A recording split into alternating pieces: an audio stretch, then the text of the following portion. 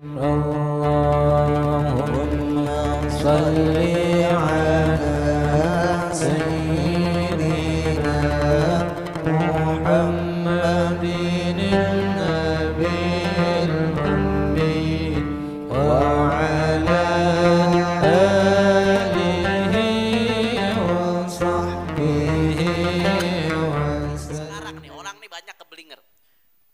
Khilafah dimusuhin sedemikian rupa. Masalah khilafah. Saya nggak yakin orang yang ngoceh anti khilafah tuh paham arti khilafah apaan, saya nggak yakin. Coba tes tanya definisi khilafah apaan sih, ente kan teriak-teriak mulu anti khilafah anti khilafah. Definisinya apaan sih sehingga ente tabrak-tabrakan dengan NKRI, kayaknya dosa banget khilafah. Tanya dia. Ini pembusukan, saudara. Pembusukan. Kita ini NKRI, kita Indonesia dengan dasar Pancasila. Tapi khilafah dosa apaan kok dimusuhin? Tapi ada tuh Beb yang ngusung khilafah, togut-togutin NKRI, itu salah dia, bukan salah khilafahnya.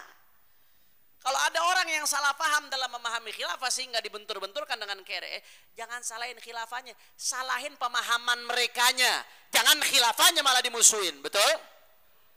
Jangan salah paham. Paham dulu definisinya apa. Khilafah itu kata Imam Al-Mawardi, khilafatun nubuwah fi hirasatid din wa siyasatid dunya bihi. Ini bicara definisi ya, syai' bi syai' yuzkar. Melanjutkan visi misi kenabian di dalam menjaga agama dan mengatur urusan dunia bidin dengan agama. Makanya FPI fleksibel aja mahamin khilafah. Khilafah di zaman sekarang tuh nggak kaku, nggak harus ngapus negara-negara yang nggak ada. Yang penting agama ditegakin, urusan dunia diatur dengan cara agama, itu udah khilafah. Ente di NKRI bisa negakin agama, masukin ke undang-undang, urusan dunia, muamalat, pernikahan, diatur dengan agama, itu esensi spirit dari khilafah udah terwujud, nggak harus. Itu dibahas nanti panjang lebar. Makanya FPI realistis.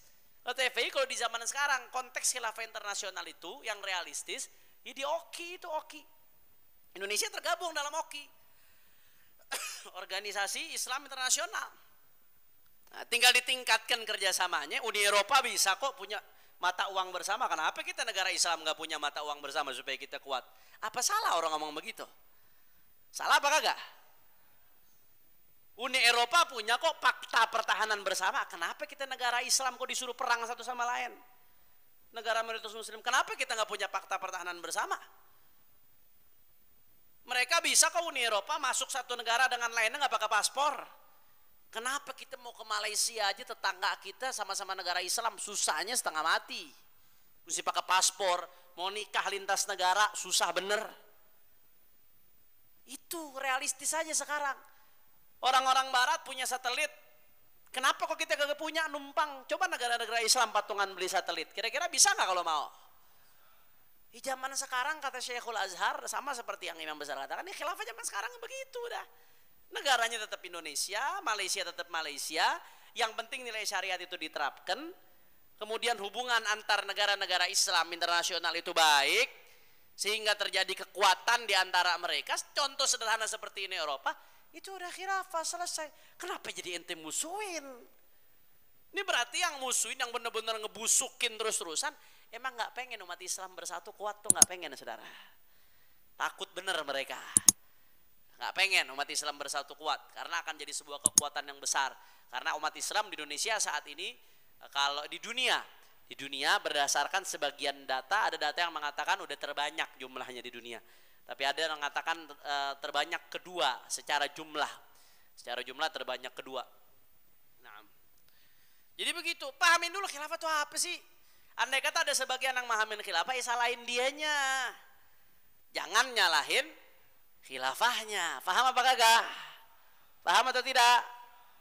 Sebagaimana sebagian orang yang salah mahamin Pancasila. Jangan ente nyalahin Pancasilanya, salahin yang salah paham terhadap Pancasila. Pemahamannya yang mesti dipermasalahin. Sekarang ini udah kacau dah, udah campur aduk. Ada menteri urusan agama yang dibahas tiap hari khilafah radikal. Hafid Quran dibilang sumber radikalisme, saudara. Masya Allah, good looking, good looking. Apa good looking itu? Anak-anak muda yang penampilannya keren-keren, Kiki Rosid dah begini modelnya dah. Itu katanya pintu masuknya radikalisme. Good looking. Apa? Korelasinya tuh apa? Orang ganteng sumber radikal. Masya Allah. Jadi udah kacau.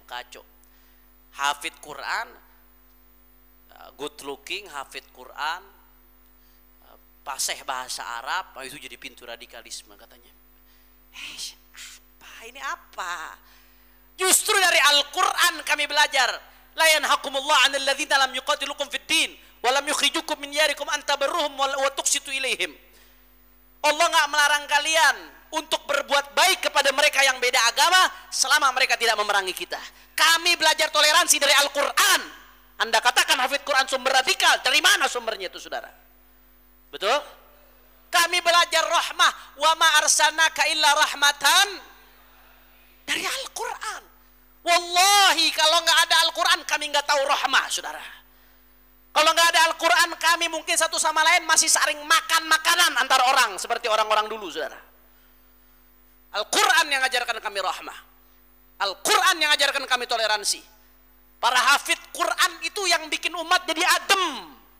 Umat udah pegel, pengen kalau mau bisa meledak, umat dia udah meledak. Harga serba mahal, betul? Kerja kagak becus, kacau. Umat dia udah mau meledak. Lagi kesel-kesel, panas-panas, sholat isya di Al-Madinah, imamnya Toto Hafid. Bismillahirrahmanirrahim. Alhamdulillahi Rabbil Alamin Ar-Rahmanir Rahim Maliki Yawmiddin Iyyaka na'budu wa iyyaka nasta'in Ihdina as-siratal mustaqim Siratal ladzina an'amta alaihim Ghairil maghdubi alaihim waladdallin Dhalin. Amin. Adem apa kagak? Orang udah panas nih, umat udah panas, udah mau radikal. Gara-gara hafid Quran jadi pada adem saudara. Jadi kebalik. Bukan good looking yang bikin orang radikal. Bukan hafid Quran yang bikin orang radikal. Justru yang muka jelek, omongan jelek itu yang bikin orang panas, bikin radikal saudara. Betul. Jadi ini udah ngaco dah, udah kagak ada korelasinya dah. Udah ngaco-ngacoan. Kenapa? Itu tadi. Karena definisi had dari radikalisme itu udah kacau. Definisi dari radikalisme sendiri udah kacau. Sehingga turunannya jadi kacau. Definisinya udah dijadikan politis. Radikalisme itu apa ya? Yang gak setuju sama rezim, yang kritis itu dianggap radikal. Yang ngeritik orang korupsi itu radikal. Yang ngeritik penanganan corona yang kacau itu radikal. Yang nuntut mereka yang menistakan agama itu radikal. Masya Allah nggak ada habisnya. Radikal khilafah, radikal HTI. Saya bukan belain HTI, bukan. Tapi setahu saya yang bikin Pertamina rugi 11 triliun bukan HTI saudara. Betul?